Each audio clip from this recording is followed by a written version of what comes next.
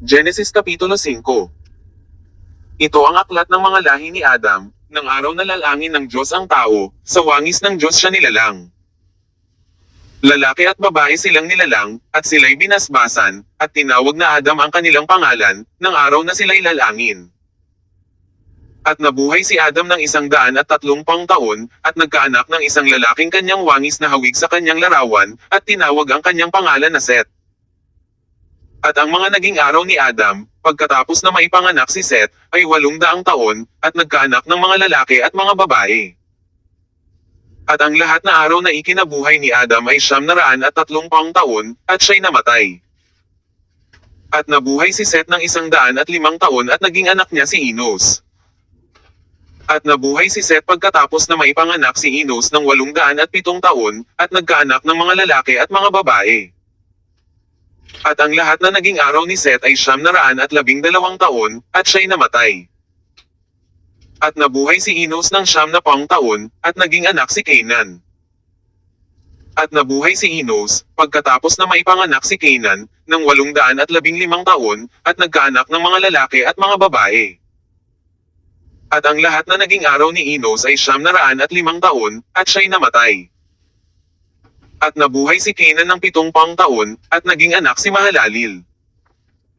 At nabuhay si Canaan, pagkatapos na maipanganak si Mahalaleel, ng 840 taon, at nagkaanak ng mga lalaki at mga babae. At ang lahat na naging araw ni Canaan, 910 taon, at namatay. At nabuhay si Mahalaleel ng 65 taon, at naging anak si Jared. At nabuhay si Mahalaleel, pagkatapos na maipanganak si Jared, ng 830 taon, at nagkaanak ng mga lalaki at mga babae. At ang lahat na naging araw ni Mahalaleel ay 875 taon, at namatay. At nabuhay si Jared ng 162 taon, at naging anak si Enoch. At nabuhay si Jared, pagkatapos na maipanganak si Enoch, ng 800 taon, at nagkaanak ng mga lalaki at mga babae. At ang lahat na naging araw ni Jared ay 962 taon, at namatay. At nabuhay si Enoch na 65 taon, at naging anak si Matusalem. At lumakad si Enoch na kasama ng Diyos, pagkatapos na maipanganak si Matusalem na 300 taon, at nagkaanak ng mga lalaki at mga babae. At ang lahat na naging araw ni Enoch ay 365 taon. At lumakad si Enoch na kasama ng Diyos, at di siya nasumpungan, sapagkat kinuha ng Diyos. At nabuhay si Matusalem ng 187 taon, at naging anak si Lamak. At nabuhay si Matusalem pagkatapos na maipanganak si Lamak, ng 782 taon, at nagkaanak ng mga lalaki at mga babae. At ang lahat na naging araw ni Matusalem ay 969 taon, at siya'y namatay. At nabuhay si Lamak ng 182 taon, at nagkaanak ng isang lalaki. At tinawag ang kanyang pangalan na Noe, na sinabi, ito nga ang aaliw sa atin tungkol sa ating gawa at sa pinagpagalan ng ating mga kamay, dahil sa lupang sinumpan ng Panginoon. At nabuhay si Lamak, pagkatapos na maipanganak si Noe, ng 575 taon, at nagkaanak ng mga lalaki at mga babae. At ang lahat na naging araw ni Lamak ay 777 taon, at namatay.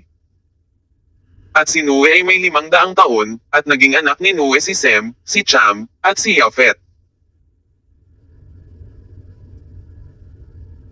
Genesis Kapitulo 6.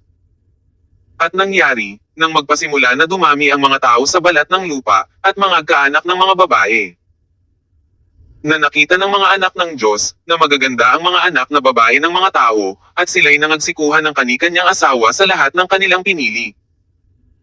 At sinabi ng Panginoon, ang aking espiritu ay hindi makikipagpunyagi sa tao magpakailanman, sapagkat siya may laman, gayon may magiging 120 taon ang kanyang mga araw.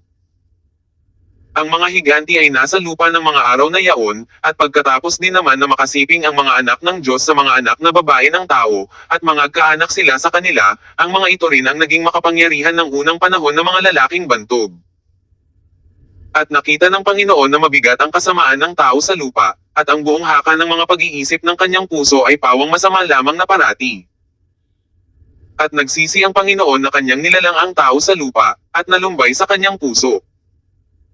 At sinabi ng Panginoon, lilipulin ko ang tao na aking nilalang sa ibabaw ng lupa, ang tao at gayon din ang hayop, at ang mga umuusad at ang mga ibon sa himpapawid, sapagkat pinagsisisihan ko na aking nilalang sila. Datapwat si Noe ay nakasumpong ng biyaya sa mga mata ng Panginoon. Ito ang mga lahi ni Noe. Si Noe ay lalaking matuwid at sakdal noong kapanahunan niya. Si Noe ay lumalakad na kasama ng Diyos. At nagkaanak si Noe ng 3 lalaki, si Sem, si Cham, at si Yafet. At sumama ang lupa sa harap ng Diyos, at ang lupa ay napuno ng karahasan. At tiningnan ng Diyos ang lupa, at narito sumama, sapagkat pinasama ng lahat ng tao ang kanilang paglakad sa ibabaw ng lupa. At sinabi ng Diyos kay Noe, ang wakas ng lahat ng tao ay dumating sa harap ko, sapagkat ang lupa ay napuno ng karahasan dahil sa kanila, at, narito, sila'y aking lilipuling kalakip ng lupa. Gumawa ka ng isang sasakyang kahoy na gopher, gagawa ka ng mga silid sa sasakyan, at iyong sisiksikan sa loob at sa labas ng sahing. At ganitong paraan gagawin mo, 300 siko ang haba ng sasakyan, 5 pang siko ang luwang, at 3 pang siko ang taas.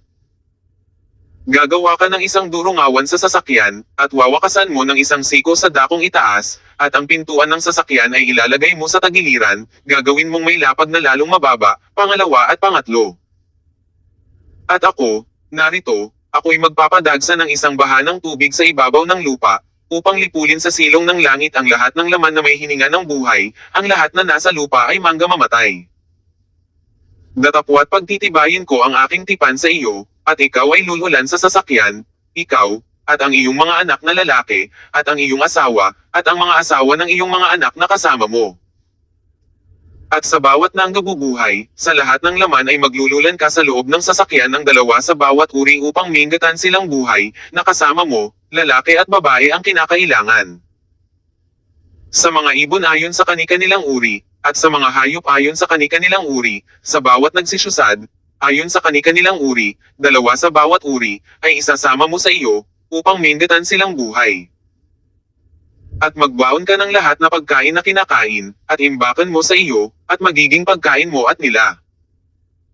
Gayon ginawa ni Noe, ayon sa lahat na iniutos sa kanya ng Diyos, ay gayon ang ginawa niya.